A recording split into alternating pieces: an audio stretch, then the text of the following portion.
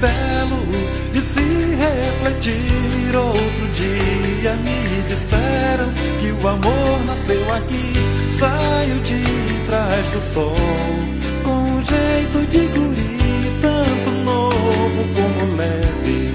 O amor nasceu aqui, saiu de trás do sol, com um jeito de guri, tanto novo como leve. O amor nasceu aqui.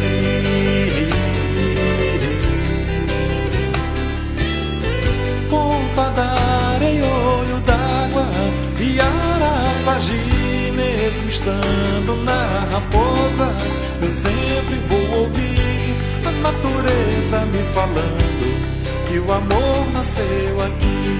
A natureza me falando que o amor nasceu aqui. Ponta da areia, olho d'água e Araçagi, mesmo estando na Raposa, eu sempre vou ouvir a natureza me falando que o amor nasceu aqui. A natureza me falando que o amor nasceu aqui. Oh, oh, oh, laia, laia, oh, oh, laia, laia.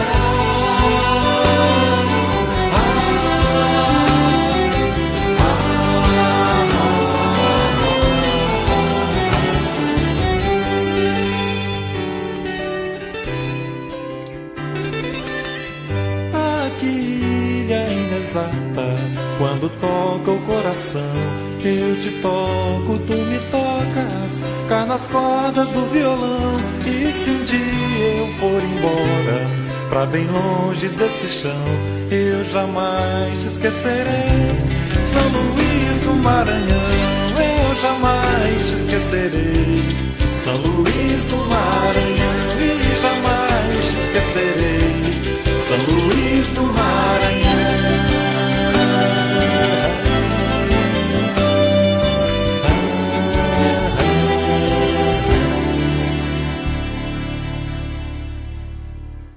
São Luís do Maranhão. Boa noite, boa noite, boa noite. Diretamente da Porto Estúdio para o Maranhão, o Brasil e o mundo, entra no ar mais uma Terça Legal. Esse programa que nós idealizamos ainda na época da pandemia para quebrar com o isolamento e que agora nós apresentamos com maior qualidade de som e imagem através desse espetacular estúdio aqui em São Luís do Maranhão. Hoje conosco nós teremos a presença de uma senhora que, para quem vive o contexto jurídico maranhense, dispensa apresentações. Ela é casada com João Manuel Gaudêncio da Silva, o Gaudêncio. Ela tem 3 filhos e 2 netos. É formada pela UFMA em agosto de 93 e é a juíza titular da 2ª Vara Especial de Violência Doméstica e Familiar contra a Mulher do Maranhão. É especialista em direito constitucional e idealizadora dos projetos Não Morra Maria da Penha e Justiça em Rede, um link entre o judiciário e as mulheres em situação de violência de gênero.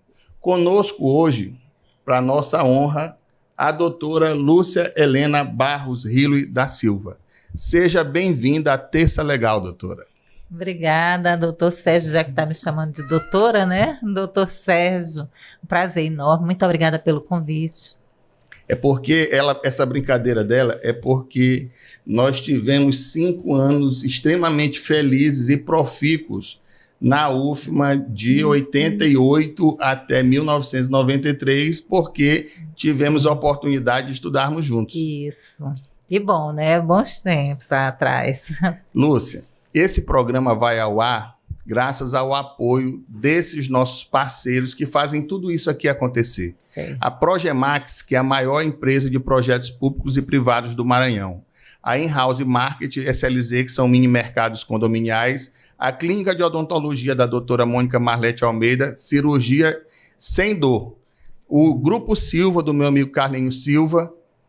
A Geração Eventos Especiais, tudo em palco, luz, sonorização e painéis de LED. São Luís de Cima, que são as imagens de drone da nossa vinheta de abertura. a AGBox, que é a maior empresa de marketing digital do Distrito Federal, o blog sergiomuniz.com.br, informação com descontração, a Porto Estúdio, que é essa casa que nos recebe, a Maia Distribuidora, tudo para panificação, lanchonetes, restaurantes, RD Performance, tudo em musculação e bootcamp, o melhor em musculação e bootcamp, e a Dr. Apple, que é a referência do Maranhão em manutenção de aparelhos de celular e notebooks e microcomputadores. Eles que fazem tudo isso acontecer. Maravilha. Aqui, e só chamando a atenção que a sua câmera é essa aqui, a senhora fica à vontade para falar para ela. Obrigada. E para mim, logicamente, mas eu queria lhe dizer que lhe fazer uma pergunta padrão desse podcast. Como foi que o direito entrou na sua vida? Em que pese pareça óbvio para mim. É verdade, parece que foi uma epidemia, né? Não. Então, obrigada, né? Uma pergunta realmente muito pessoal. E, assim, nós 5 filhos, nascemos em um lar de pessoas ligadas à justiça, né? Meu pai, minha mãe. Então, acho que a gente viveu muito, respirou muito essa questão do jurídico dentro de casa. E, por conta disso, nós somos, né, influenciadas. Somos pessoas influenciadas por esse meio. Então, acho que faltou um pouco de originalidade assim, na escolha. Eu sempre insisti no vestibular para direito. A primeira vez que eu fiz o vestibular, eu caí em matemática, reprovei em matemática. Eu também. Eu estudei, fui depois cair em história. Meu Deus do céu, aí estudei de novo, aí eu consegui passar. Então, assim, sempre para direito. Então, e eu já tinha a pretensão realmente de entrar na magistratura, porque acho que foi em 86, ali por aquele ano, tinha uma novela que era Bruna Lombardi, era uma juíza. Nem me lembro o nome dela, era Lúcia alguma coisa. E eu achava muito bonito aquele papel que ela estava desempenhando lá, e eu acabei, né, seguindo nesse rumo, mas obviamente porque para início a gente tenta tudo, né? Tentei Ministério Público, tentava todos os concursos que apareciam, e aí deu certo, né, a magistratura, e eu me encontrei na magistratura mesmo. E até hoje, assim, tenho maior, né, o maior entusiasmo mesmo pelo exercício da magistratura. Eu acho que o entusiasmo é o que deve fazer a diferença na profissão de uma pessoa. Então, eu todos os dias acordo entusiasmada para o meu trabalho, especialmente agora no enfrentamento à violência contra as mulheres. Para quem não sabe, a doutora Lúcia Helena Hilui, ela é de uma família que é referência no direito no Maranhão. O pai dela foi um juiz brilhante, e até hoje eu me lembro dos júris que ele conduziu, que eu assisti. Um deles, por exemplo, ficou famoso aqui, o do Quebra-Milho. Eu estava lá. E da Vara de Família também ele atuou. E a mãe dela é a promotora, procuradora, deputada, fugiu o nome dela. Helena Barros Hilui. Helena Barros Hilui.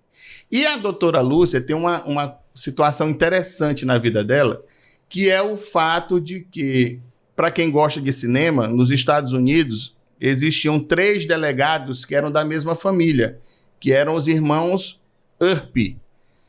E eles são 3 irmãos magistrados. O doutor José Ribamar Hilui Júnior, né? Isso.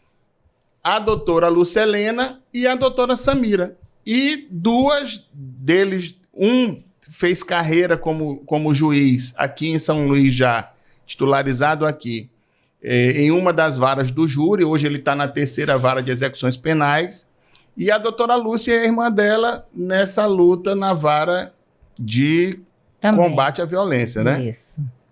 E antes, por onde você trilhou? Pronto. Desde que foi aprovada no concurso. Quando eu assumi o cargo da magistratura, eu fui beneficiada com 1 semana na comarca de Alcântara.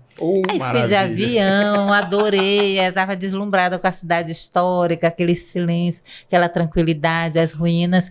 Aí, passado 1 semana, eu fui para Turiaçu, titularizada em Turiaçu.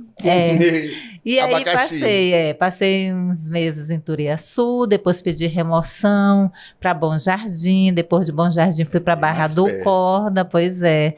Depois de Barra do Corda, Imperatriz segui para Codó, e de Codó vim, né, promovida para cá, para São Luís, e fiquei alguns anos nos juizados especiais cíveis e criminais. Você foi juíza do juizado do Selma, não foi? Fui, assim, fiquei uma temporada no Selma, fiquei na Rua do Egito também, no 14º ali no Olho d'Água, passei pelo Turu, fui até o João de Deus, também ali para a área do Itaquibacanga, 5º juizado. Então, assim, trabalhei muito no juizado, aqui já em São Luís, e depois fui titularizada na 2ª Vara da Mulher, né, que é a 2ª Vara Especial de Violência Doméstica e Familiar contra a Mulher, que eu faço a abreviação para ficar mais fácil, para não acabar o podcast só dizendo o nome. Nós temos tempo aqui demais para você falar à vontade e explicar como é que funciona a dinâmica de proteção da mulher. Mas antes eu queria dizer que a única deficiência de Turiaçu é a distância, porque o lugar é lindo. A cidade é linda, linda. E Bom Jardim é uma cidade de médio porte, né? Barra do Corda já está entre as 20. Isso há quase 30 anos, né? Que foi em 97 que eu fui titularizada em Turiaçu, então nós estamos caminhando para os 30 anos de magistratura. Foste vizinha de magistratura de um grande amigo, uma pessoa da minha bem-querência, que é o doutor Márcio José do Carmo Matos Costa. Ele é maravilhoso. Ele foi juiz em Cândido Mendes, se não me falha a memória. Eu ainda cheguei a responder por lá, Cândido Mendes, Carutapera, mas... Outro lugar que eu amo de paixão, Carutapera. Lindas, as cidades são lindas, mas a igreja, tudo bonito, mas é distante demais. Você chegou na vara de violência doméstica tão logo ela foi criada? Sim, a vara já estava criada, mas estava para ser instalada. E eu era próxima a ser titularizada. Só que quando tem esse processo anterior de pedido de remoção, esperar para algum colega pedir remoção, se não pedir, aí o juiz, o mais antigo da lista, é titularizado. Então foi isso. Eu fiquei esperando, quando saiu o edital, esperei, ninguém se inscreveu. Eu digo, eita, lá vem bomba. Porque nenhum porque juiz pra ninguém querer. eu digo, mas só que a gente não pode recusar. E eu também não tenho o costume de estar mudando de comarca, não tinha. Onde eu chegava, eu passava meu tempo. Só que mudei de Turiaçu porque realmente era muito distante. O acesso, na verdade, naquela época era muito difícil. Então, assim, quando eu fui titularizada na 2ª Vara, realmente foi um susto. Assim, um susto porque naquele período, no 2º semestre de 2017, aconteceram 2 feminicídios aqui em São Luís, e aquilo ali me jogou assim direto numa realidade, né? A verdade assim do que as mulheres estavam enfrentando. Então, ali foi muito importante eu chegar e já perceber que não dava para esperar.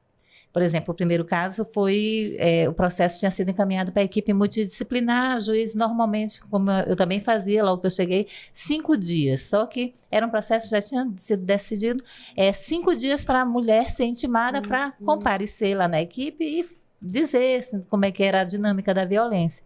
Isso era comum nós fazermos isso quando tínhamos dúvidas sobre.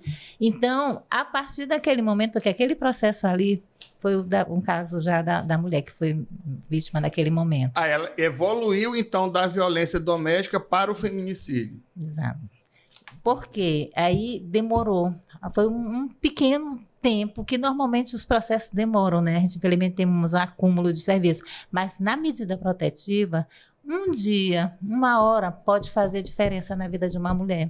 E foi isso, não foi uma demora, foi coisa assim de 15 dias que o processo chegou e estavam tentando localizar, entrar em contato, articular o atendimento da mulher. E aconteceu. Então, ali eu já levei um choque. Eu digo, meu Deus do céu, que processos são esses que, se demorar um pouquinho, as mulheres podem morrer? Aí, pronto.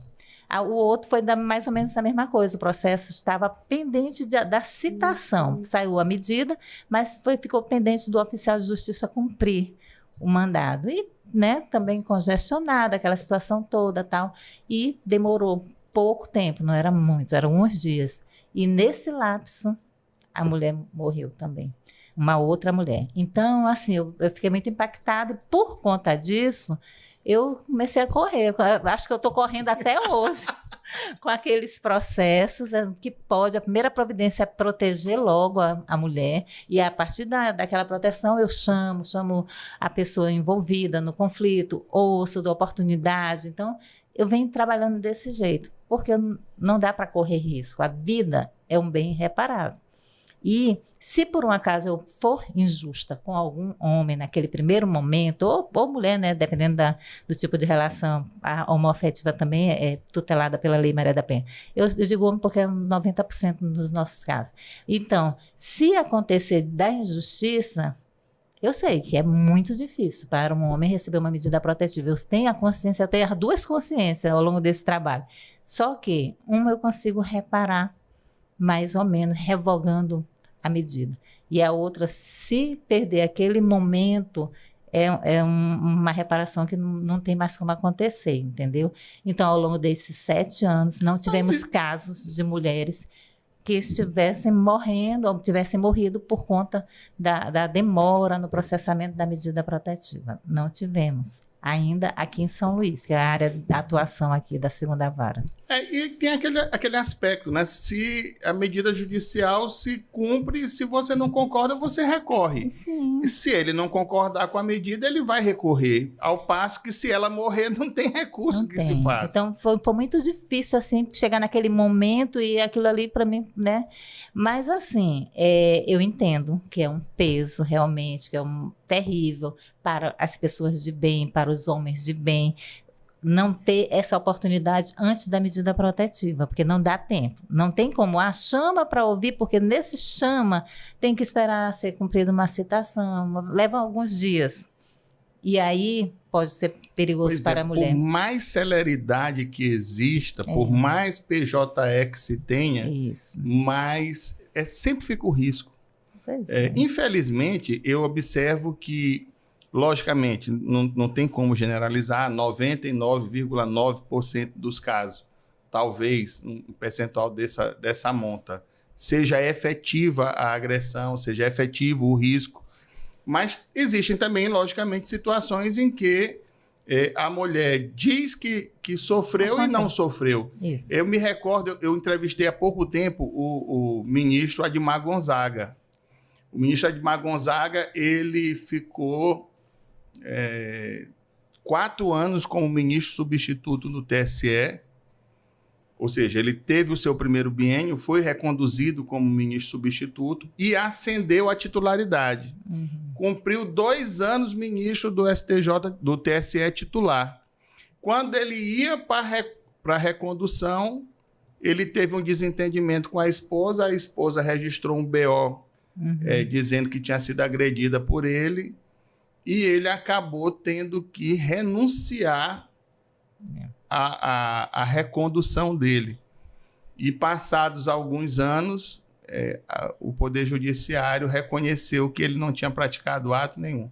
Então, ele, para mim, é assim, um emblema do elemento contrário.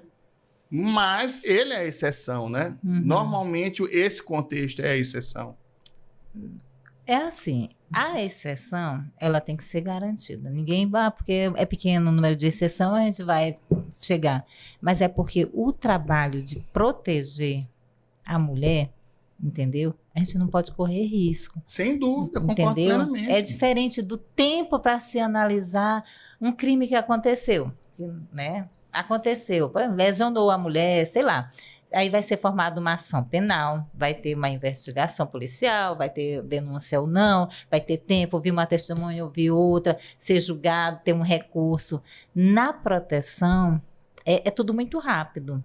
Prazo 5 dias, dá a oportunidade para outra parte falar e tal. Então, assim, se a gente perde aquele momento, por isso é que a minha primeira providência é o time, né? É proteger a mulher. Isso não gera um ônus? Gera. Lógico que a medida protetiva é um processo registrado, né, como natureza criminal, ela é híbrida a natureza, ela é civil e criminal, mas no nosso sistema do Tribunal de Justiça ela é criminal, ela está como uma vara criminal. Então, acontecendo aquele momento ali, inicial, é muito difícil a gente lidar. Por exemplo, a medida protetiva ela pode ser um afastamento do lar, obviamente, quando tem casos que são de afastamento do lar, que o juiz precisa determinar, porque se estão proibidos de se aproximar, como é que vai deixar os dois dentro de casa? É automático. A proibição de se aproximar já determina o afastamento do lar. Então, a gente faz isso, infelizmente. Para mim, a pior das medidas é essa, porque tem que acontecer com acompanhamento policial, tal.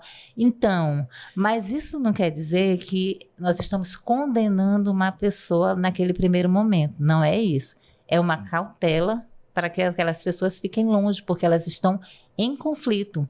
Se permanecerem juntas, elas podem ir agravando. A medida protetiva, ela é isso, ela é também de prevenção. Porque se permanecerem, o conflito pode ir aumentando e pode resultar em uma agressão mais séria. Vai resultar? Quem pode garantir que vai ou não, entendeu? É nesse... Quando a vara foi instalada, ela já foi instalada na Casa da Mulher Brasileira?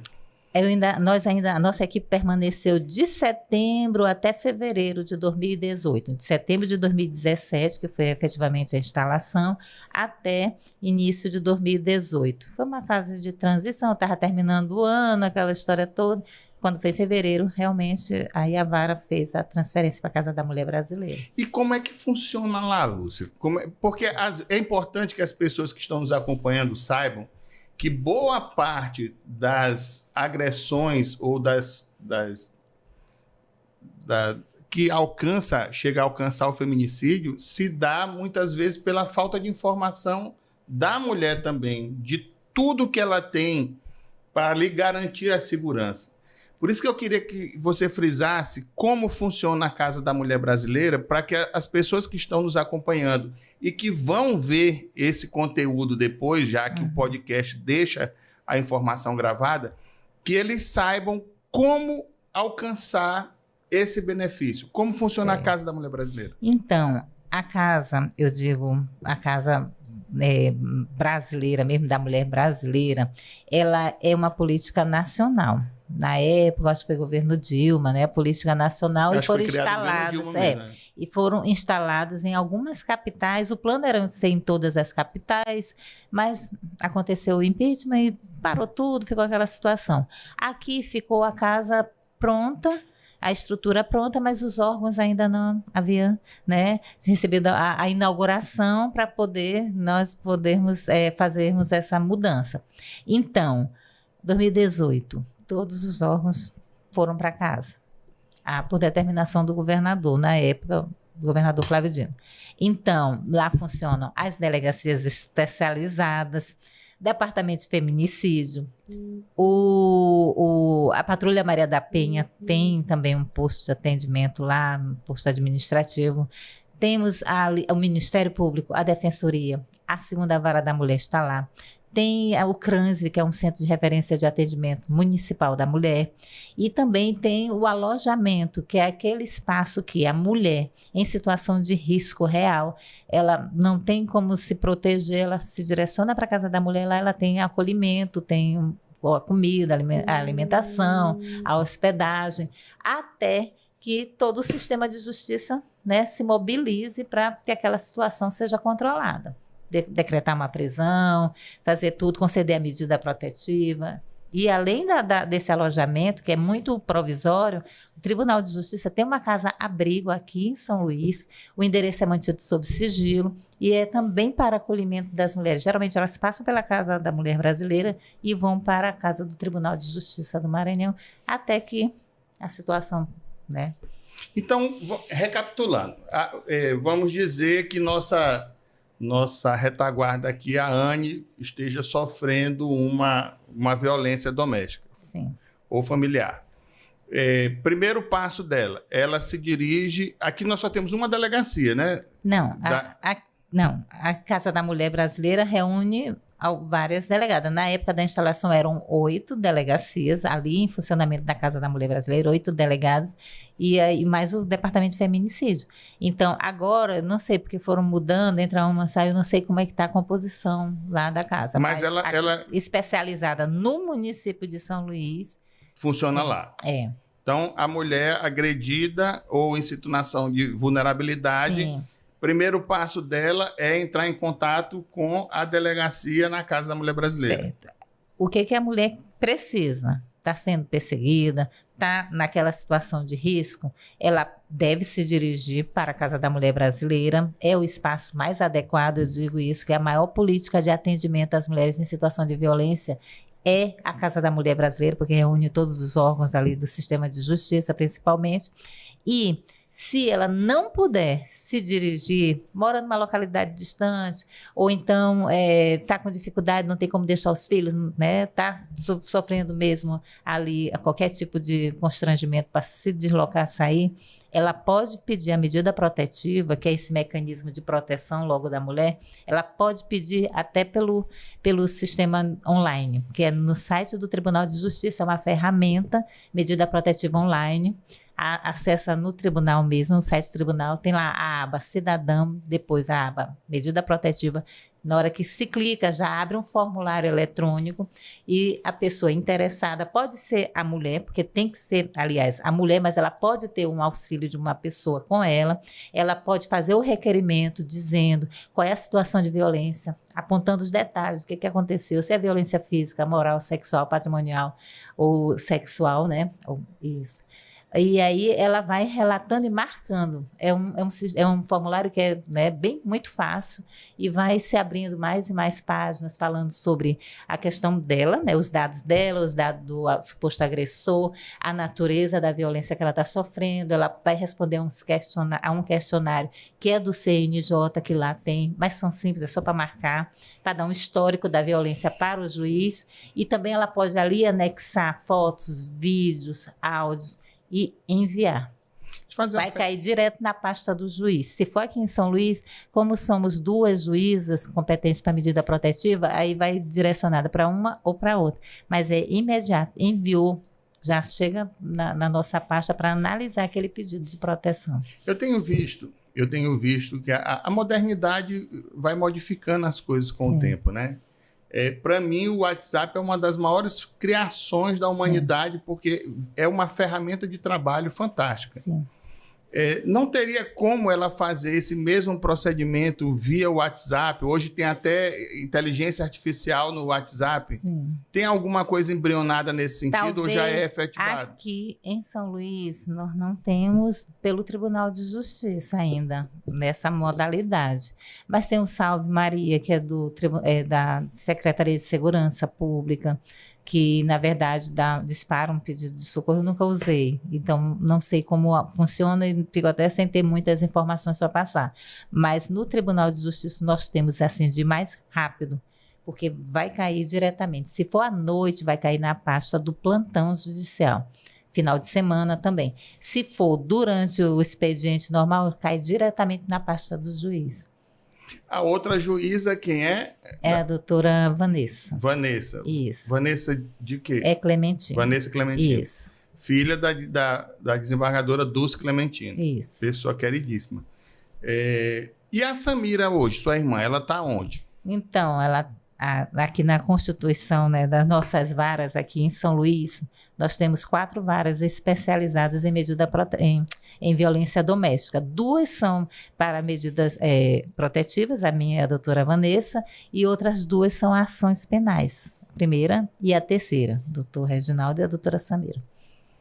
Entendi. E a doutora Selma é a promotora? Isso, ela é a promotora de justiça. Só tem ela lá com vocês, Não, né? agora nós temos mais promotor, temos o doutor Gladstone também. Professor Gladstone. Isso. E pessoa boníssima, Ele competentíssimo é ótimo, também. Muito, muito responsável, muito competente. É uma maravilha. Mandar um abraço aqui para a doutora Selma, que foi nossa contemporânea também. Foi. 6 meses só que ela tinha na nossa frente, foi né? Isso, foi. E doutor Gladstone, que foi meu professor na escola do Ministério Público, preparadíssimo também. Muito, muito, muito mesmo. Irmão do Dr. Gutenberg, né? Isso, vereador. Também. Também. Olha, que bom que as famílias... Não, e é bom porque a gente tem aí o lado também masculino, que a gente analisa, tem às vezes outra forma de porque contribuir tem gente também. que acha que tem espírito de corpo, porque vocês são juízas, a casa é da mulher brasileira, a proteção é da mulher, eles acham que tem espírito de corpo e não tem. Não é, porque inclusive nós temos defensores, temos defensora mulher e 2 defensores homens. Um pela mulher e o outro pela parte, né, demandada. Então, nós estamos muito bem assistidos ali na Casa da Mulher Brasileira para esse trabalho todo de enfrentamento à violência. A defensoria é muito importante. Então, vamos lá, vamos seguindo. A mulher ofendida ou em estado de vulnerabilidade, ela se dirige à Casa da Mulher Brasileira, registra um BO, pode fazer pela internet também, Sim. pode usar o site do Tribunal de Justiça, pode usar o sistema da Secretaria de Segurança. Só uma observação. Pelo site é para pedir a proteção, que não é um procedimento diferente da investigação policial. Se for crime, deixou marcas, isso não quer dizer que a mulher não tem que ir na delegacia. Ela pode logo pedir ela a já proteção. se garante com a proteção e depois tem investiga. que ir fazer exame, tudo isso é importante para poder formar o corpo probatório para, né, haver seguir uma ação. o processo. Então, garantindo-se, seria uma liminar, basicamente, né? É um Em procedimento. tese, uma tutela. O procedimento ele tem uma natureza jurídica assim muito controvertida, né? Isso gera maior polêmica, mas o mais importante é que a gente tem que proteger. Então, pronto. Qual é o procedimento, por exemplo, que a lei não definiu, qual é um procedimento.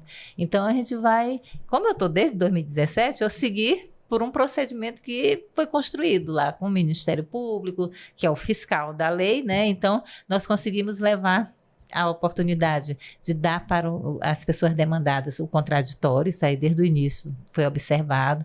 Tem que garantir, a Constituição garante, né? Exatamente. E também marco a audiência, ouço um lado, ouço o outro, mando para a equipe multidisciplinar quando é necessário, que são, né, a equipe formada por psicólogo, assistente social. Então, assim, para conhecer o conflito, não é só, a medida protetiva não é só uma decisão que se entrega e pronto. É conhecer, o juiz precisa conhecer o conflito, saber qual é a especificidade daquele caso, saber o que aquela mulher está precisando para se sentir protegida, porque são várias formas previstas na lei Maria da Penha da medida protetiva. E o juiz, como às vezes é o primeiro, o da medida protetiva é o primeiro que chega naquele conflito, geralmente acontece isso. Depois eles vão para a vara da família, e que são os juízes realmente competentes. Mas a gente chega naquele momento da confusão mesmo. Do momento Isso. Crucial. Isso. Doutora Lúcia, só lhe avisando que essa água é para a senhora. Ótimo, obrigada. E este copo é seu. Que bom. Isso é um presente que o nosso podcast... Isso é legal, podcast. dá aos nossos é dado pelo nosso parceiro, pela Dr. Apple. Ai, meu Deus, é assim? É aqui? Deixa eu abrir para você. Tá. Eu não tenho muita habilidade nesses copos, né? Pronto, é só puxar. Pronto, maravilha. E aí, ele garante aí Poxa, muito legal, viu? A muito térmica obrigada. da bebida. Sim. Aproveitando esse momento para dizer que o João Ângelo passou por aqui, nos cumprimentou. O Edviges Bertrand Weba disse que admira a sua atuação justa e exemplar, analisa com toda a cautela. O Dr. Apple disse que esse nosso conteúdo aqui é muito importante para a sociedade. E a Merilícia Santos, que foi nossa colega de turma também, pergunta: se a mulher não tiver acesso à internet, a mulher pode utilizar telefone? Como assim? Utilizar para fazer o pedido? Exatamente. Não, o que está acontecendo, o que a gente sabe, isso é uma forma de facilitar para a mulher. Só que a gente sabe que, principalmente naqueles bairros mais distantes, na periferia mesmo, é muito difícil, né, as mulheres terem um acesso à internet, talvez um smartphone, talvez, algumas pessoas não têm, a gente sabe disso. Mas sempre tem um vizinho que tem. pois é, sempre tem, e assim, a gente deixa à disposição, porque eu acho que o acesso à justiça é ter à disposição e já aumenta o leque, né, das pessoas que podem acessar por outras vias, não sendo só presencial. Mas nós temos um projeto, que foi um daqueles que foi citado ali no início, é o projeto Justiça em Rede. Um link entre o judiciário e as mulheres em situação de violência de gênero. Esse projeto foi teve premiação aqui no tribunal. Por quê? Foi idealizado para quê? Para exatamente que os CRAs e CREAs daqui de São Luís pudessem ser postos, né, para as mulheres também se dirigissem para poder formularem lá a medida protetiva. Exatamente essas mulheres que não têm o acesso digital. Então, a gente foi, o tribunal entrou com a parceria com o município, porque CRAS é o órgão, né, do município, e é equipamento do município, e a partir daí se estabeleceu essa parceria, o tribunal, né, na época era o nosso presidente Paulo Welter, né, nessa parceria ele cedeu os computadores e nós fomos fazer as instalações em alguns pontos, CREAS a gente não chegou a fazer, mas também em 2 hospitais daqui de São Luís, municipais, o Socorrão 2 e a maternidade ali, o Hospital da Mulher, ali na área do Itaquibacanga. Nós fizemos a capacitação, explicamos o que é a violência de gênero, quais são as medidas protetivas e aí a capacitação é isso. Se a mulher chegar em situação, né, de agressão, violência e precisar da medida protetiva, que enquanto ela estiver no hospital, ela pudesse dali mesmo fazer o requerimento. Inclusive utilizar o balcão virtual, a gente chegou a fazer essa capacitação com os profissionais de lá, da equipe psicossocial dos 2 postos aí de saúde, e deu super certo. Principalmente o Socorrão 2, que tem encaminhado, porque lá ele já tem um serviço de atendimento às mulheres em situação de violência. É um projeto até da Silvia Leite, premiado também em âmbito nacional. Esse projeto dela faz exatamente isso, a acolhida dessas mulheres quando chegam no Socorrão 2, inclusive faz essa orientação de que forma solicitar a medida protetiva caso seja necessário requerer. Não esperar que a mulher saia do hospital, né, e se dirija até o momento de, né, chegar a uma casa da mulher ou a delegacia para poder fazer esse requerimento. Então, é um super vantajoso, nós temos vários, né, casos já de pedidos de medida protetiva e essa ferramenta ela já está em todo o estado do Maranhão, disponível em todo o estado do Maranhão. Eu tive uma colega no mestrado, a Daniele Bittencourt, sim, que ela é a ouvidora, a ouvidora do Poder Judiciário. Eu acho que ela também se insere nesse contexto, né? Sim, o trabalho da ouvidoria é muito importante. Daniele já estava, né, na coordenadoria e aí foi para a ouvidoria da mulher. Então, é um trabalho também que é de fazer essa capacitação, essa orientação, divulgação de todo o sistema de proteção e tudo mais que envolve essa questão toda da violência contra as mulheres. Queria fazer uma observação para a Merilice com relação a essa situação do telefone. Às vezes a gente acha que a pessoa de menor poder financeiro não dispõe de meio de comunicação, ou que não tem internet, ou tem dificuldade com o smartphone. Na verdade, eu tive a possibilidade de abordar esse assunto na minha tese do mestrado. E aí? E eu cheguei a descobrir que hoje a cobertura está em torno de 96%. Nós temos hoje mais aparelhos com acesso à internet do que usuários. Ou seja, eu tenho um computador, eu tenho um celular, eu tenho um tablet, eu tenho várias formas de acessar a rede mundial de computadores e me comunicar. O governo federal, através do ministro Juscelino Filho, ele está ampliando a rede de cobertura de internet através do programa Conecta Brasil, Conecta BR. E esse programa está ampliando o 5G, o 4G e até o 3G. Ou seja, quanto mais o tempo está passando, mais o Brasil está tentando alcançar os 100% de comunicabilidade. E, para nossa honra e glória, quem conduz hoje é um maranhense, que é o deputado Juscelino Filho. Obrigado, deputado. Você faz um grande serviço, presta um grande serviço à sociedade. Então, Merilícia, é possível. É possível, basta que através do telefone ela alcance a rede colocada à sua disponibilidade. Porque essa ferramenta, ela requer, né? Porque não é qualquer... Porque às vezes o acesso ao WhatsApp é mais fácil, mas quando tem que chegar numa plataforma assim, talvez seja preciso uma internet melhor. Mas olha, fica equipamento de sinal, que às vezes a gente fica com dificuldade de acessar. Hoje o nosso tribunal, e isso vem, eu me recordo da minha conversa aqui com o desembargador Zé Gonçalo. Aliás, desembargador, grande abraço, obrigado mais uma vez por ter nos dado a honra de sua presença. Nós temos inteligência artificial já aqui no TJ, nós temos um núcleo de TI muito capacitado. Então, acho que fica aí uma sugestão. Tentar implantar através do WhatsApp uma fórmula de alcançar mais rápido, caindo no plantão, enfim.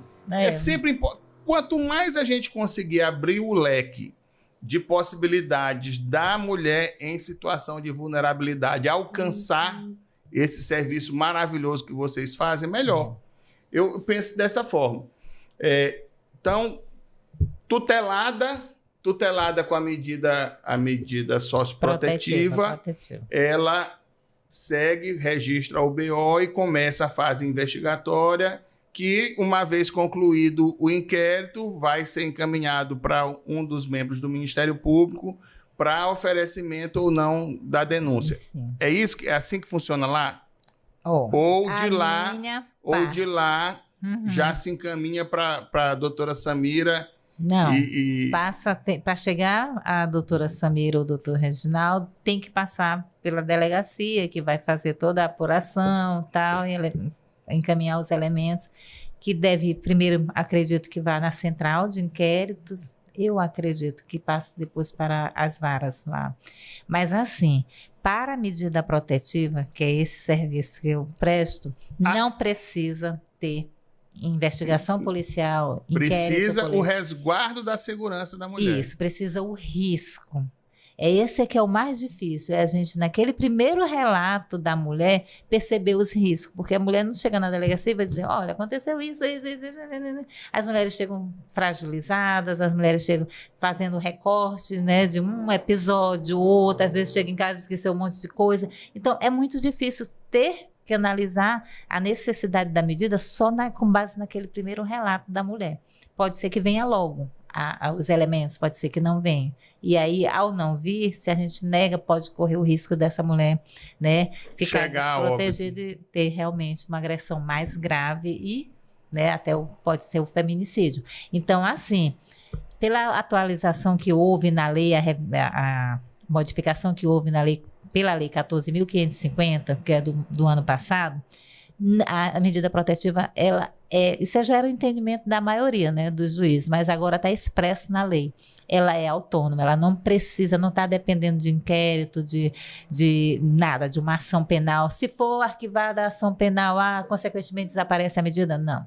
Entendeu? E existem ações penais que podem continuar sem que a mulher precise da medida protetiva, entendeu? É independente. É uma análise, é um procedimento totalmente diferente da ação penal. Dentro desse âmbito de atuação, além do resguardo de manter distância, além de resguardar da situação dos filhos, até onde é possível ter a atuação do magistrado nessa proteção da mulher? Eu digo que tudo. O magistrado, conhecendo o conflito, ele pode fazer tudo o que for necessário para que aquela mulher fique livre da violência, entendeu? Fique segura. Segura. Tudo, porque a lei, ela especificou algumas medidas, mas deixou o leque aberto, entendeu? Não é taxativo, só essas. Não é exaustivo. Não. ela tem o direito de ter qualquer medida, qualquer proibição que seja para segurar. Lógico que as que estão lá elencadas, exatamente restrição de arma, o porte, né, o uso da arma, pode regulamentar pensão alimentícia provisoriamente, pode regulamentar a guarda, a convivência também provisoriamente, porque às vezes não tem ainda ação e aí a pessoa já estão afastadas e as crianças precisam realmente terem um sustento. Então, o juiz de medida protetiva, ele tem que ter domínio qual é o conflito todo e o que aquela mulher está precisando. Pode encaminhar para programas oficiais, pode fazer inúmeras busca e apreensão. Já fiz várias buscas e apreensão de criança, porque alguns autores de violência, eles utilizam os filhos para agredir a mulher, para causar dor, sofrimento emocional à mulher. Então, eu determino busca e apreensão de bebê de colo, da criança ainda sendo amamentada. Vai lá, vai com a comissária da infância e juventude, que nós temos na nossa unidade, cumprido com o oficial de justiça, mas é para dar a garantia, porque a violência não é só a física, então a emocional, a psicológica, às vezes causa maior dor à mulher do que a própria violência física. Então, é tudo isso que a gente faz. É um leque muito grande. Agora, tudo depende da análise do conflito para verificar se realmente há necessidade. Proibição de divulgação de imagens. Tudo nós estamos fazendo lá. Deixa eu entender uma situação. Chegou na caixinha. Chegou a notícia na caixinha. Vai para o plantão ou vai direto para a juíza? Um dos dois. Vocês ouvem primeiro a assistência social, psicólogo, para ter pelo menos um parecer prévio, ou já analisou a denúncia, já decide? Certo. Então, como eu disse, não há um procedimento estabelecido. Não há. A Lei Maria da Penha não veio fixando um procedimento. Então, por isso é que eu tiro pela experiência que eu tenho aqui desde 2017. Eu não encaminho porque foi exatamente um daqueles casos que aconteceu. Que demorou para ter o retorno. Demora. A gente não sabe o tempo que vai precisar para poder voltar ao processo, para analisar, porque a gente sabe que tudo, né? Então, eu não faço isso. Se eu tiver alguma dúvida, eu resolvo a favor da mulher. E, inclusive, isso foi alteração agora da lei. É cognição sumária mesmo, está lá na lei 14.550. Ela veio agora para aqueles juízes que ainda estavam assim, não sei, entender que é para proteger primeiro. Lógico, não vai chegar e distribuir a medida protetiva, mas se tiver a mínima possibilidade daquela mulher estar em violência, que às vezes a violência não é crime. Porque o crime, ele é tipo penal, tem que estar lá todos os elementos, porque aquele é o crime. É que a gente estudou lá, né? Lembra? Pois é, com mamãe. Pois é. Então, aqui não. Na violência, como a Lei Maria da Penha fala, em violência, 5 Mandar formas de violência. Mandar um abraço para a doutora Helena, hein? Pois é. Então, é diferente por isso. Está lá previsto na Lei Maria da Penha. Violência, não é crime em si. Me chama a atenção esse aspecto que eu acho relevantíssimo, essa preocupação com a demora. Eu lembro que quando eu estava exercendo a função de desembargador eleitoral no TRE, eu dizia para minha assessoria, se entrar qualquer pedido no plantão, não espere amanhecer o dia para me ligar. Você já olha o que está lá, já me faz uma sinopse da situação, me liga, pode ser a hora que for, meu telefone não desliga. Sim. E eu de lá eu vou lhe dizer, olha, vamos seguir essa linha aqui, você já vai juntando material e pode trazer aqui que nós vamos partir para definir. E eu defini antes porque aí já passou a responsabilidade, porque é responsável mesmo, né? E o que vai ser depois, né? Garantiu, pronto. Aí depois nós vamos ver o que vem pela frente. Mas tem que ser logo comunicado, tomar logo, poder pelo menos tomar logo as providências, não é isso? A Lei Maria da Penha, ela é um divisor de águas na sociedade brasileira e acaba sendo também aplaudida no mundo inteiro devido a esse resguardo que teve. Recentemente eu vi uma notícia que o Brasil Paralelo tinha feito um vídeo colocando o outro lado da moeda, que seria o lado do agressor. Ainda não tive possibilidade de assistir. Você já teve acesso a essa informação? Não, o que eu tenho acesso é o seguinte, que eu sei, obviamente, que há uma resistência à lei Maria da Penha, uma contrapartida, né, se contrapondo à lei Maria da Penha. Isso é um direito, né, que todo mundo tem de aceitar ou não aceitar. É o juiz esperneante. Pois é. Mas, assim, o que nós temos de concreto são estatísticas de mulheres que estão morrendo. É vergonhosa essa situação, essa negligência que existe, porque aí dizem, mas o que está faltando? Políticas públicas, melhor aparelhamento nas delegacias de interior, mais afastadas, porque a gente sabe que não acontece só na capital, acontece na capital, mas acontece também melhor, mais juízes talvez, também nas comarcas. A gente tem que puxar a responsabilidade para as políticas, porque não é a lei em si que vai fazer a diferença total nesse cenário todo, que é absurdo, né, de mortes de mulheres. Não é porque nós temos uma lei desde 2006 que se imaginou que fosse transformar a realidade. Agora nós temos uma lei, está tudo tranquilo, está tudo bem. Não é. Isso é trabalho direto. E olha que aqui em São Luís é direto, é Patrulha Maria da Penha, é Ministério Público, são todos os órgãos de proteção à mulher trabalhando. E mesmo assim a gente está vendo aí a quantidade de mulheres que estão sendo mortas. Todo dia a gente tem notícia, se não aqui em São Luís, mas no Brasil, no Maranhão, 6 mulheres mortas. Nós temos 217 municípios no Maranhão. Em quantos nós temos essa estrutura que você tem à sua disposição? Pois é, diz a Casa da Mulher Brasileira, nós só temos em São Luís, e minha atuação é no município de São Luís, mas a casa ela tem atuação em toda a grande ilha. Além dela, nós temos a Casa da Mulher Maranhense, que é uma réplica, é um projeto, né, do governo anterior, e assim, que é exatamente a mesma, é para ser a mesma estrutura. A Imperatriz eu não conheço outra Casa da Mulher. Até eu tive a oportunidade não conheço assim, como funciona tal. O que eu posso garantir, eu sei que tem Caxias, né? Não sei se Santa Inês, assim, nas maiores cidades. Mas o que eu garanto é o serviço da Casa da Mulher Brasileira. Que é perfeito? Não é. Mas é o que a gente está tentando, todos os órgãos se capacitando para oferecer o melhor, o mais eficaz serviço para as mulheres em situação de violência. Não, só ter já me parece uma grande evolução. Com certeza, porque antes, quando eu estava lá em 2017, no fórum, chegava a mulher para saber da sua medida protetiva, a gente dizia, não, vai lá no Ministério Público, que eu nem me lembro onde é que era, acho que era ali no São Francisco, no Hotel Panorama, era lá o Ministério Público, mas eu preciso da Defensoria na Praia Grande, e a mulher fazia essa rota crítica de ficar, entendeu? Andando então a casa, ela é isso, ela é a reunião dos órgãos, né? O sistema de justiça está presente na casa para dar essa proteção inicial. Mas é importante que a sociedade compreenda, as mulheres compreendam, que não é porque no município dela não tem a estrutura que ela não pode se socorrer do judiciário. Ela pode e deve.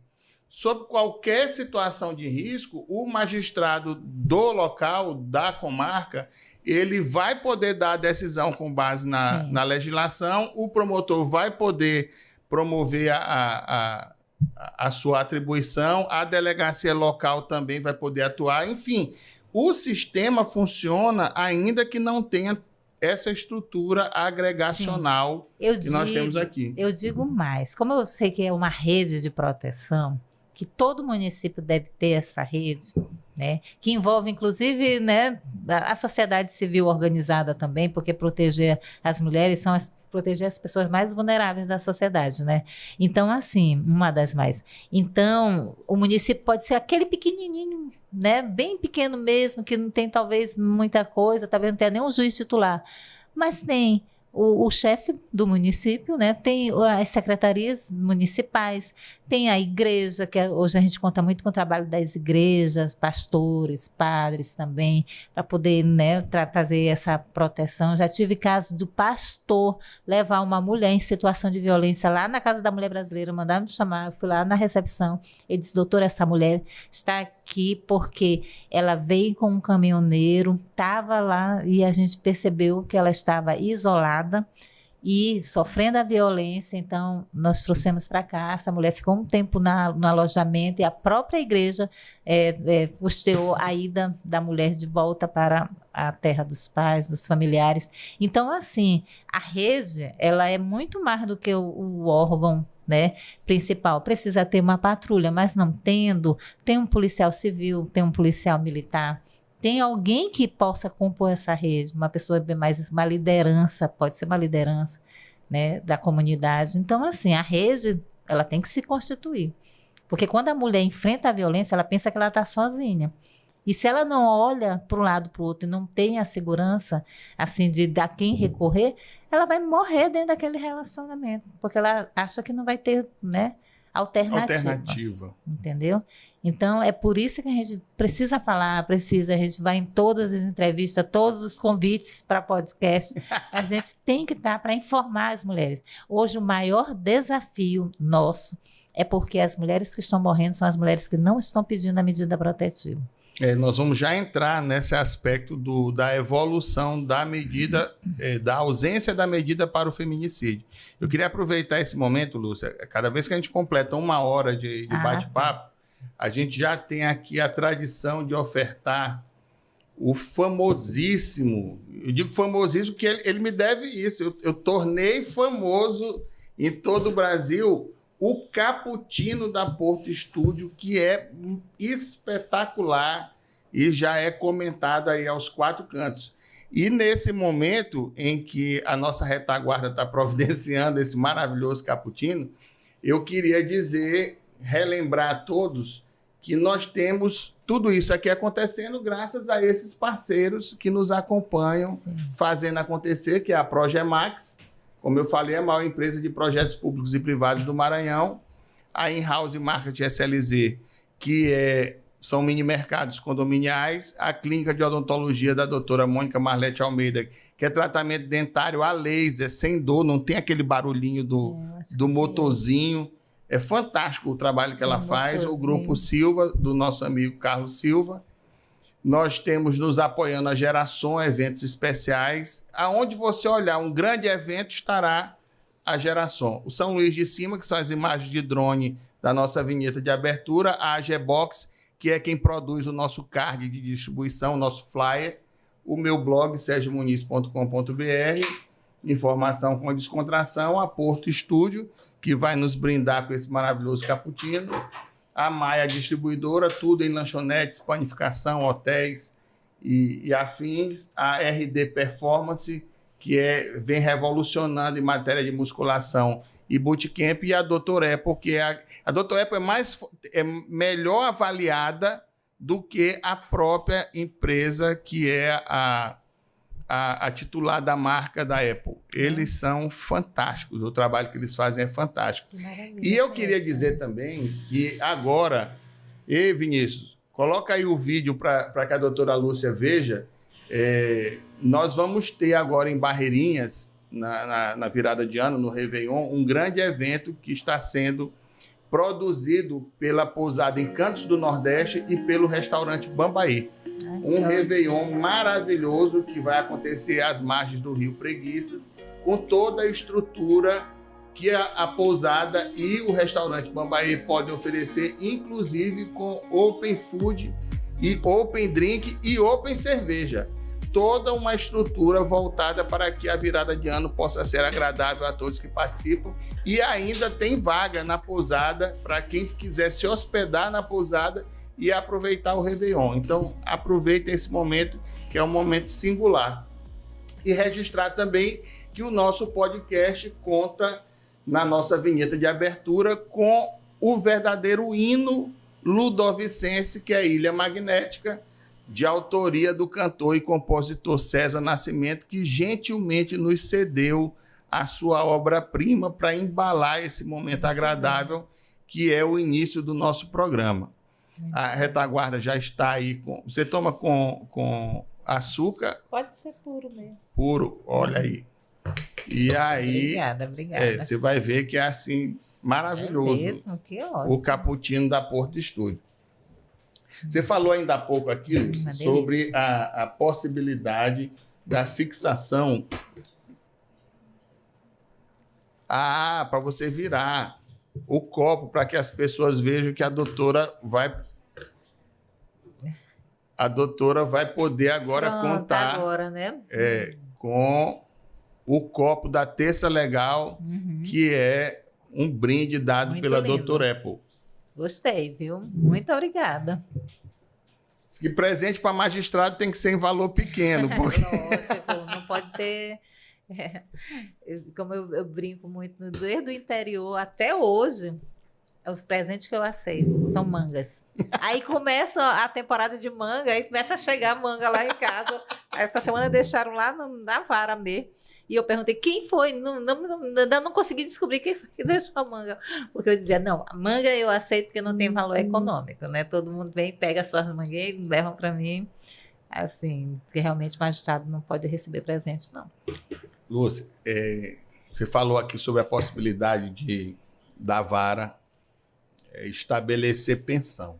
Isso. Eu acho essa situação eu acho fantástica, porque num Brasil como o nosso, em que a violência campeia e que se tem uma situação financeira que não é satisfatória a nível de primeiro mundo, por exemplo, você ter a possibilidade de definir a situação tanto da mulher quanto dos seus filhos, ainda que temporariamente, eu acho fundamental. Temporário. Porque uma das coisas que eu imagino que seja um dos elementos determinantes na manutenção daquele relacionamento é justamente a subserviência financeira. Sim. Então, resguardar me parece que é uma boa alternativa, não é isso? Isso. Então, uma das medidas é exatamente essa da fixação de alimentos provisórios. A mulher tem os filhos, né? Geralmente essa mulher, porque isso é histórica nessa situação da mulher de trabalhar no lar, né? E os homens, normalmente, nas grandes, né, na grande maioria das famílias, trabalham fora, né? Então, quando a mulher não quer mais, por qualquer motivo, não quer mais continuar com o relacionamento, ela pensa exatamente como é que ela vai sustentar os filhos. Porque a gente sabe que é um trabalho muito exaustivo dentro do lar, mas que não tem qualquer tipo de remuneração. Então, isso é muito ruim. Pouco reconhecimento também. Pois é. Então, isso faz muita diferença. Porque essa mulher pensa realmente como é que vai sustentar o filho. E é terrível. A gente que sabe, nós temos filhos, né? Sabemos que é uma situação da responsabilidade mesmo, tanto de pai quanto de mãe.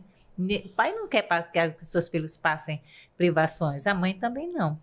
E a medida protetiva, quando acontece o conflito, porque assim, os casais se separam, isso já há milhões de anos vem acontecendo, essas separações e tal, não é normal, mas o relacionamento pode acabar e às vezes acaba de uma forma tranquila, mas em muitos casos termina de uma forma conturbada, né?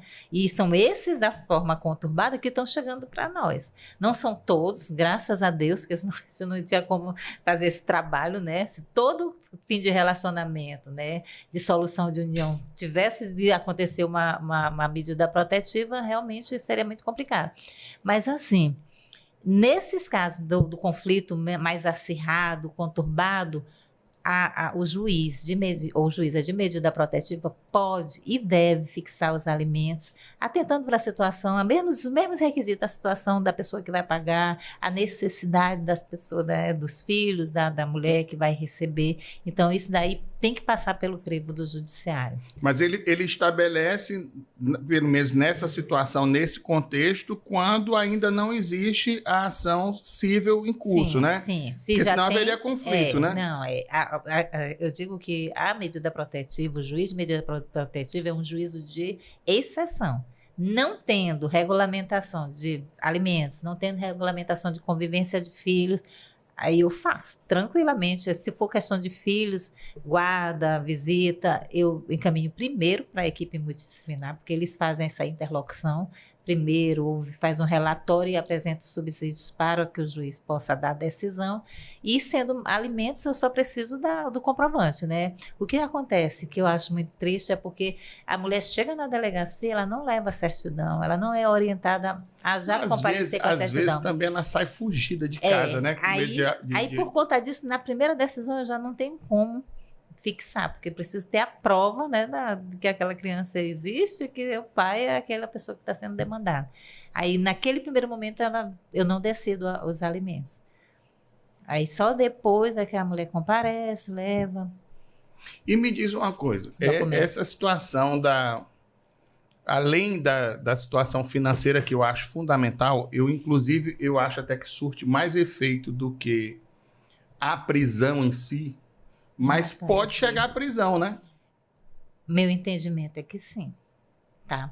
Assim, a prisão pode chegar pelo descumprimento da medida protetiva. Se eu fixo a medida, uma das medidas, exatamente os alimentos, se ele não paga, se a pessoa não paga, o demandado não paga, ele pode vir a ser preso. Ou não cumpre, né? Ou não cumpre as outras medidas. As outras medidas. Meu entendimento é esse, sempre foi, sempre determinei prisão. Quando veio o pacote lá, o anticrime, né, que o juiz precisa ser provocado, aí eu fiquei um pouco mais assim, sempre vem um pedido do delegado ou da promotora de justiça ou do promotor, aí eu enfrento a prisão. Mas antes, quando eu percebia que era um risco já, eu já decretava a prisão, eu não esperava não. Mas aí como veio aí a questão do pacote, né, anticrime, eu já parei um pouquinho e já espero ser provocada para poder decidir. Mas aí a gente se articula todo mundo muito rápido. Já saiu o parecer do Ministério Público, sim ou não, mas sai logo, aí eu tenho condições de enfrentar a questão. E vai para Pedrinhas ou fica primeiro ali na central, na central, né, de custódias, aí vai para Pedrinha, tem o setor de triagem. Normalmente, eu faço logo a audiência de custódia. Dentro do prazo, às vezes 24 horas, no máximo 48, né? Eu já faço logo a custódia e já analiso se vai continuar preso, concedo a saída com a tornozeleira eletrônica. E assim, mas tem preso que sai logo, tem outros que ficam. Já tive preso de 7 meses, até 2 anos já tive um preso lá que ficou, porque o Tribunal de Justiça, os desembargadores, dificilmente eles pedem alvará nessas situações, muito difícil. Eu acho que eles confiam que o juiz de base é o que está lá sentindo e percebe os riscos para a mulher, e geralmente os desembargadores não modificam as decisões. Nós tivemos agora, recentemente, uma ampliação da apenação para o feminicídio. Passou a ser a nossa maior pena, maior até do que o homicídio puro e simples, ainda que qualificado. Chegamos a 40 anos de pena máxima. Isso não deve ter sido de um dia para o outro. Deve ter sido precedido de um grande estudo sobre a evolução dessa pena. Tem perspectiva de melhoria? Porque me preocupa muito essa situação. Nós temos hoje, e até a forma, o modus operandi. Antigamente, se matava a faca ou revólver ou espingarda, né, pistola. Agora se mata de picareta, se mata de enxada, né, atropela. Tá tendo assim, uma criatividade sobre o homicídio absurda, né? Sim. E me preocupa muito essa evolução. Eu acho que quanto mais a gente conseguir ampliar essa estrutura preventiva, melhor para que a gente não alcance o feminicídio. Mas, por outro lado, me preocupa como as pessoas estão chegando a esse patamar. Como é que vocês da magistratura estão enfrentando ou encarando enquanto expectativa positiva essa ampliação do prazo? Eu vou falar por mim. Da pena. Por mim, não pessoas da magistratura, estou falando por mim. Minha análise. Essa questão do primeiro, o feminicídio ser um crime autônomo. porque antes o feminicídio era uma qualificadora do homicídio. É como se fosse um pedaço daquilo. Ou seja, pela questão da maior... como motivo torpe, como é... Até para a estatística ficava muito complicado a gente saber realmente o que tinha sido feminicídio. Até hoje, mesmo com a lei, né? A gente ainda sabe que ainda é difícil essa qualificação a identificação do crime de feminicídio. Mas, assim... já me lembro que tinha o pacote Basta, que já vinha traçando exatamente isso. O feminicídio ser um crime autônomo, para dar visibilidade a essa questão tão séria que é a morte de mulheres pela questão do gênero. Então, o aumento da pena... O aumento da pena por consequência, que eu também não sabia, eu não acompanhei. Eu sabia do feminicídio ser autônomo, mas eu não acompanhei a questão do aumento da pena realmente. Dizem que não foi precedido de uma discussão, né, com as pessoas envolvidas nessa questão, luta. Isso, dizem. Eu vejo assim, meu ponto de vista, eu não vou mentir. Quando eu estou há 7 anos nesse trabalho de enfrentamento à violência, já vi muitos casos. Toda morte de mulher parece que é uma pessoa muito conhecida minha, quando eu nunca nem ouvi falar das mulheres, mas toda morte de mulher, né, por questão de gênero, por esse feminicídio, tem um impacto assim, porque eu visto a camisa, eu me dedico, eu vou além do trabalho nos processos, eu tento fazer informação o tempo todo e proteger da melhor forma, mais eficaz possível as mulheres. Então, quando acontecem esses casos, é como se meu trabalho, principalmente aqui em São Luís, meu trabalho não tivesse sendo feito a contento, porque meu trabalho é proteger, porque é uma vara de proteção, é medida protetiva, eu não tenho que julgar o homem, eu tenho só que proteger a mulher. Então, quando teve aí o projeto, quando foi aprovada a lei da majoração da pena, eu amanheci com uma sensação de felicidade. A minha primeira sensação foi essa, porque era assim, como se fosse uma resposta a tudo isso que eu estava já sofrendo esse tempo todinho, né, esperando, que a gente sempre diz isso, devia aumentar. Eu não digo nem a pena do feminicídio, né, essencialmente, mas as outras também que tiveram, né, pequenos aumentos. Porque a gente sabe que na hora que a pena é muito baixa, parece que não houve a aplicação da pena. Por quê? Porque não houve a prisão, que é a privação de liberdade, porque a pena é baixa, a gente sabe, né, que nem todo tipo de pena, nem toda pena quanto da pena, total da pena, vai ocasionar a prisão. Então fica sempre nessa questão da violência doméstica, como se não houvesse, há uma sensação de impunidade exatamente pelo quanto da pena. Então, quando eu soube do aumento da pena do feminicídio, me deu aquela alegriazinha. Mas a gente sabe, a gente que trabalha também com execução penal, a gente sabe que não é aumentando a pena que vai diminuir os casos. Não é. Pelo contrário. Teve lei de crimes hediondos, veio exatamente nessa, né, da morte de pessoas famosas, a brutalidade, tudo. E a gente até hoje, olha quanto tempo depois, a gente ainda não experimentou essa redução. Pelo contrário, o que a gente vem percebendo é sempre o aumento, né, dos casos dos crimes mesmo, e, consequentemente, crimes contra as mulheres. Então, no meu entendimento, pergunta como está sendo visto. Depois de passar daquele momento da minha alegria, eu confesso que eu fiquei assim, um pouco satisfeita, mas a gente precisa entender que aumentando a pena vai ter um impacto também no sistema prisional, entendeu? E vai, consequentemente, pode acontecer uma evolução no aumento das penas para outros tipos penais também, mas tudo é uma questão de se entender toda essa, né, esse sistema punitivo vigente, que, né, nós não fazemos isso, nós aplicamos aquilo que já foi feito pelo legislador. Então, meu entendimento no momento é só aplicar, não cabe para a gente, cabe para quem está lá, né? É na parte da legislação mesmo. Eu tenho uma situação que é voltada para o eleitoral, que é a base da minha atuação, que é a campanha constante que a Justiça Eleitoral faz pela não venda do voto. Uhum. É uma ação direta que não acontece só no ano eleitoral. o tempo inteiro. É permanente se pregando isso.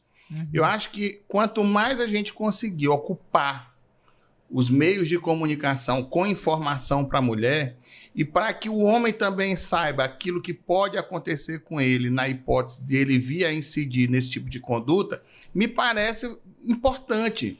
Eu não sei se você tem essa mesma percepção. Vou te dizer, pelo que eu já tenho trabalhado, nenhum homem, né, desses autores de violência, deixa de praticar o crime quando ele já está determinado, porque vai pensar que a pena agora é de tantos anos. Feminicídio é crime de ódio. Sabe por que essas mulheres estão morrendo? A estatística aponta. Os homens estão inconformados com o fim do relacionamento e ciúme excessivo. Esses homens que eu estou me direcionando, que não são todos. No feminicídio. Esses que não são todos os homens, mas esses... Mas no resguardo, desculpa te interromper, mas já na situação de resguardo, que é a tua área de atuação, ainda não tem, pelo menos eu imagino que na maioria das vezes, ainda não tenha esse rompimento. Tem uma infelicidade e uma necessidade de separação. O crime de feminicídio, a violência sofre um escalonamento. Por isso é que existe a medida protetiva, ela também é de prevenção, porque as pessoas pensam assim, tá só perseguindo a mulher, mas não vou conceder porque não teve ainda uma agressão física. E quem vai esperar uma agressão física, se essa agressão física pode ser exatamente a morte de uma mulher? E que a gente vê nesses casos aí, é a primeira vez, às vezes são pessoas, né, autores de violência são pessoas, né, aparentemente saudáveis mentalmente, né? Aparentemente são pessoas normais, homens trabalhadores, mas que tem até advogado agressor. Mas eu digo assim, dentro daquele conflito, aquela pessoa se perde. Eu tive um caso, que para mim é um caso emblemático. A mulher entrou na casa da mulher, ela já estava com a medida protetiva, ela entrou, foi direto para o meu gabinete. Aí ela começou a mostrar as imagens no WhatsApp, no celular dela. Olha aqui, doutor. Aí doutora, mostrando foto de revólver e áudios do homem que dizia assim, eu vou te matar, eu vou te matar. Aquela mulher estava vivendo aquela situação de perseguição e me mostrando aquilo no meu gabinete. E eu compartilhando as mesmas emoções que ela estava sentindo naquela hora. Deve ser um negócio. É um terror para uma pessoa. E ela foi sabidamente, né? Entrou na casa da mulher brasileira. E é isso que tem que acontecer mesmo. Então, aquele homem foi, na mesma hora foi feita uma articulação, uma grande articulação. Conseguimos prender aquele homem. A prisão saiu no imediato. Sentou logo promotor, tal, delegado, e ali mesmo a gente fez a estratégia. Acionamos CEOPS, tudo, o homem foi preso. Esse homem passou quase 7 meses preso. Ele só saiu quando ele já estava com tratamento, com compromisso de tratamento psicológico, tudo. Fiz audiência com ele, essa mulher, vazou daqui. E depois ela até mandou mensagem para mim e tal, não sei o quê. Estava em outro estado já. Assim, então é plano de fuga mesmo, porque a situação não está para brincadeira. E as crianças, como é que elas ficam dentro desse contexto? Tem amparo também psicológico para elas? Olha, nos nossos casos lá, nossa atuação é proteger a mulher. Só que, à medida em que a gente protege a mulher, a gente não pode deixar desamparadas as crianças. Então, a gente pode fazer a suspensão, a restrição do direito de convivência, de visitas também. Isso aí eu encaminho para a equipe multidisciplinar e a equipe multidisciplinar avalia toda essa situação. Aí faz a indicação do que é mais importante para o bem-estar das crianças. Obviamente que não são todos os casos que se faz a restrição. Na maioria dos casos, eu faço a regulamentação enquanto vem, né, a situação vem a ser analisada pelo juiz competente. Aí a gente estabelece uma pessoa para intermediar, porque eles não podem se aproximar, os pais, né? Pai e mãe. Então, sempre a gente faz a indicação de uma pessoa para intermediar, para que essa pessoa saiba o horário que tem que deixar, o horário que tem que buscar a criança. Geralmente é na entrada da escola e na saída da escola, para não haver qualquer tipo de aproximação. Até, como eu digo, é um conflito, até que o conflito comece, porque é isso que a medida protetiva dá, tranquilidade para a mulher e, ao mesmo tempo para que o homem reflita, busque acompanhamento psicológico, entra no grupo reflexivo, que nós temos um grupo reflexivo aqui, né, em São Luís. Tem tanto na primeira vara, lá pelo psicólogo Raimundo, como também tem coordenado pela promotora de justiça, a doutora Selma. Então, a gente vai fazendo. São sessões que os homens vão e começam a ouvir, eles falam, eles participam e a gente encaminha para CAPS-AD, para tratamento de álcool e drogas. Tem todo um... Na sua opinião, o que fazer para reduzir? Ou, porque acabar eu acho difícil. Porque aonde você tem um relacionamento, na hora que começa é meu amor para cá, meu bem para cá. Na hora que entra o conflito, que vai para a separação, aí já não é meu bem, é meus bens. Isso. Aí o amor já não é mais amor, aí já é outros adjetivos que se aplicam. O que pode se fazer para reduzir? Prevenção.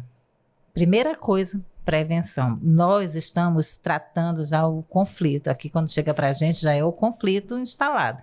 A prevenção, questão de respeito, igualdade na educação, principalmente já na fase das crianças, falar sobre igualdade, respeito entre meninos e meninas, que algumas pessoas deturpam, acham que é ideologia de gênero, coisa que não tem nada a ver. Na escola não ajudaria? Então, na escola, Samira, minha irmã, juíza da terceira vara, ela tem projeto na escola, ela tem cartilha.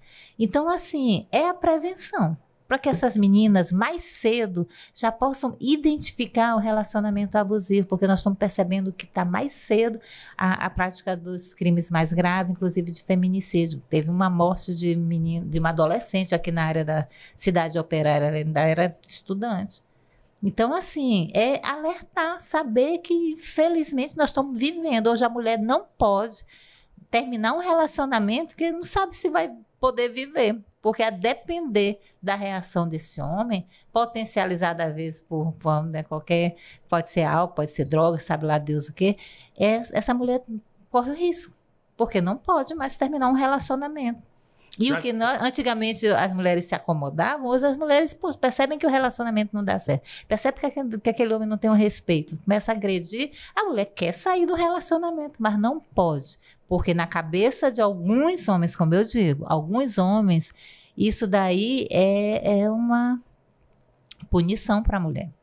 Eu tenho a impressão que foi em Peritoró que um cidadão tocou fogo da mulher. Pois é, como eu digo, atrás. Isso é crime de ódio. Antigamente a gente dizia que era passional, né? Mas não, é crime de ódio, porque eles atingem a mulher, às vezes no rosto, porque a mulher é vaidosa, se acha bonita, cortam cabelo, mamilo, fazem as piores coisas até praticar mesmo feminicídio. Eu fico preocupado, cara. Eu sou uma pessoa que eu procuro me informar o tempo todo. Então, todo dia, a primeira coisa que eu faço é ler o que o noticiário está colocando à disposição. E me preocupa muito a forma como eu vejo a violência galopante contra a mulher. Né? Dois homens, eles se engalfinham, é outra história. Mas até pela superioridade física do homem com relação à mulher, é de uma covardia sem tamanho. Também acho. E mais, a covardia se percebe porque o crime está acontecendo dentro da casa. É aquele local em que a mulher deveria estar segura, deveria ter o aconchego familiar. É lá que as mulheres estão morrendo. Porque nós, homens e mulheres, nós já vivemos a violência urbana, que ninguém consegue sair tal hora do dia, tal, né? Mas para a mulher, sair à noite é um risco muito maior do que para qualquer, né, homem. Ainda tem muito aquela situação do homem agredir a mulher porque ela estava usando uma roupa curta. Eu já chegam muitos casos de porque não fez a comida. É mesmo? Muito bem. E eles dizem, ainda dizem isso. Ou seja, então, parece que a mulher, ele é dono dela, né? Pois é. E hoje as mulheres estão o quê? Vivendo uma era, né, da autonomia, da independência, querem se profissionalizar, querem respeito, porque todo mundo quer, entendeu? E aí tá uma empoderamento feminino, né? Pois é. Porque antigamente o que nós tínhamos, né? Então, é terrível isso. Olha, eu fiquei preocupado. Então, hoje, todo mundo que tem uma menina, filha, neta, tem que se preocupar, porque a gente não sabe que futuro é esse que nós vamos chegar. Entendeu? Nós estamos trabalhando, quando a gente diz assim, nós estamos trabalhando pelo enfrentamento à violência, nós estamos trabalhando para hoje, mas também para deixar uma sociedade mais segura, mais, né, justa, igualitária para nossas meninas.